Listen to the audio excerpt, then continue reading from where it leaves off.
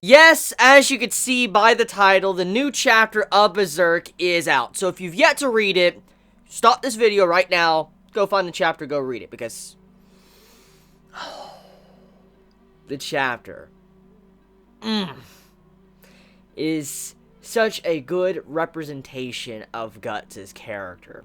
But, like I said, though, if you've yet to go read the chapter, stop this video and go read it first, because I don't want to spoil you and say whatever happens in the chapter. So with that being said, let us begin.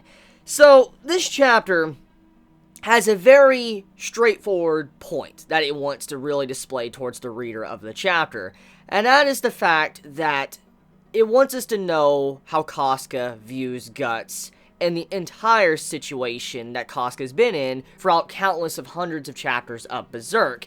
And we finally get to see this. We get to see what Casca thinks. And this chapter shows that Casca was very aware of her surroundings. She was very aware of what Guts was doing, what everyone else was doing, and also what she was in general while she was with Guts and traveling with him. And it really just paints a very clear but grim picture on the entire situation, because there could have been two different directions that this entire inner psyche of Casca could have went. Either Casca, she's just locked up and all that, and she just doesn't want to, come out, and she's unaware of what's really going on with Guts because she's that broken, or she's very aware, but she's still shutting herself off, and she doesn't want to face everything that is horrible, and so she's just, just trying to stay locked up inside and just think of happy things. And I feel like, now that we know, Casca is very aware of what Guts has been through and how much he has struggled throughout the series. He is a struggler. He is a known struggler.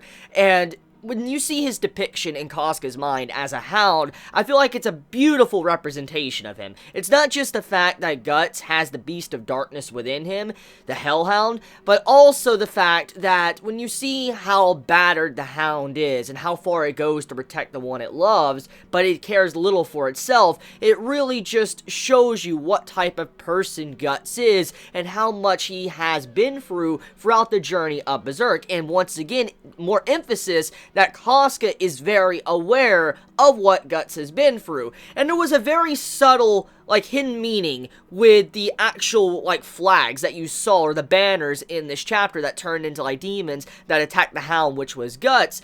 It was very subtle, but if you look at the banners, I feel like many might understand that the banners look a lot like the Black Swordsman Guts. It looks like it when, his entire, outfit, his big-ass cape is coming out, in earlier chapters of Berserk. That looks exactly like Guts, or some type of image of him. You can make the comparison.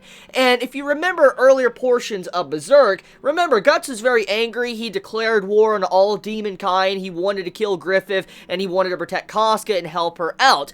And throughout his struggles and just so much pressure being put on his shoulders, having to fight every single night against demons, barely getting any sleep, constantly being tortured, and then also having someone that he loves deeply not really even remembering him or being able to speak at all, it fucks with your mind.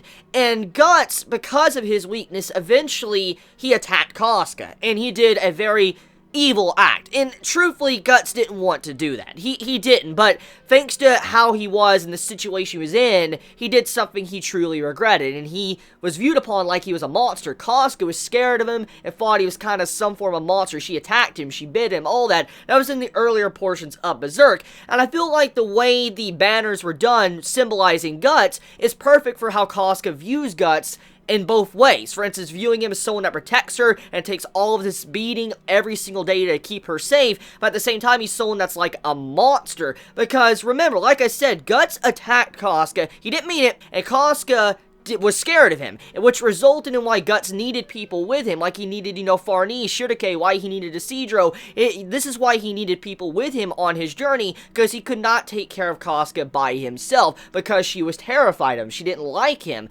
And when you see these, banners turn into demons, I feel like that's kind of the representation of what happened to Guts, when he changed, when he flipped like that, and he attacked her. I feel like that's what that was trying to mean, just showing how Guts changed into something and how she kind of views Guts in some ways. But at the same time, though, she knows who Guts truly is. She knows that he's a battered, worn-down man that doesn't care little about himself, but he only cares about others, which is just such such a symbolic representation of Guts, which I truly love that. So, let's just talk about the way the Hound looks. The Hound, it looks scary. It looks very worn down, injured, beaten.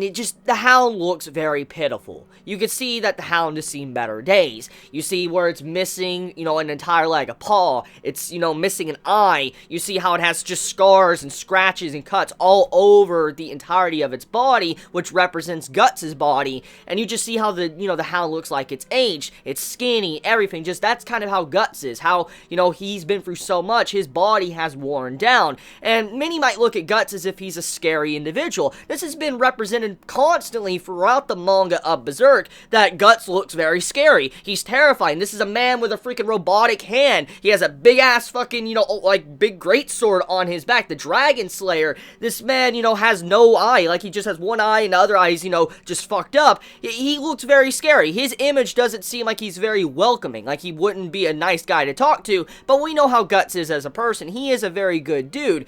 And when you see the way he's depicted and the way he looks like a very scary looking hound, I feel like that's the perfect way you can kind of show Guts in Casca's mind.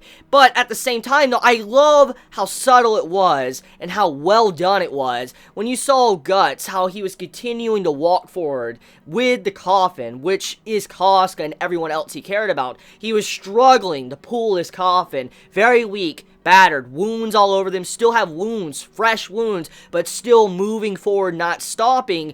And when you see these demons come out and attack the Hound, which is Guts, you see how he doesn't really fight back. He roars, but he doesn't really fight back. But then when Casca's coffin is attacked or touched, he got very vicious, upset, and attacked the demons, which were in Casca's mind, which shows once again Guts' character. Like I said, he doesn't care much about himself. He's willing to have self-harm, inflict self-harm, than allow others to get hurt, which is, why he constantly does these things, why he's willing to give up his body and allow his body to get ruined just to be able to save Casca and save everyone else he cares about. And when you see that scene, I'm like, yo, Kintaro, that entire moment, it was just such a good moment to show you what type of person Guts was. And if you've been following Guts' character and you know how his mind works, you know how he feels about things around him, you'll instantly grow really attached to this chapter and you'll probably get sad. I got really emotional. I got choked up when I was reading this chapter because it was sad just seeing